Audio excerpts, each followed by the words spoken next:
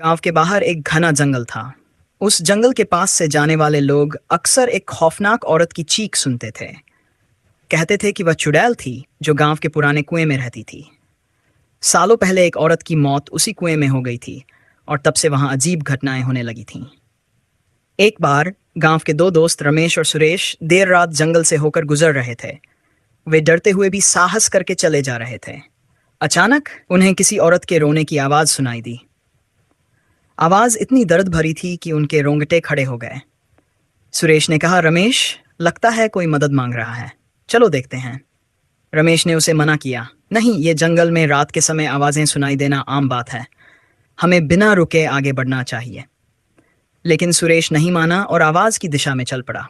कुछ देर बाद रमेश ने देखा कि सुरेश अचानक रुक गया और उसकी आंखें चौड़ी हो गईं।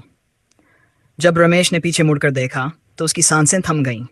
एक सफ़ेद साड़ी पहने और बिखरे बालों वाली औरत वहां खड़ी थी। उसकी आंखें खून जैसी लाल थीं। वह चुड़ैल हंसते हुए धीरे धीरे सुरेश की ओर बढ़ने लगी। सुरेश के पैर जमीन से चिपक से गए थे। वह तभी रमेश ने जोर से चिल्लाया, भागो सुरेश।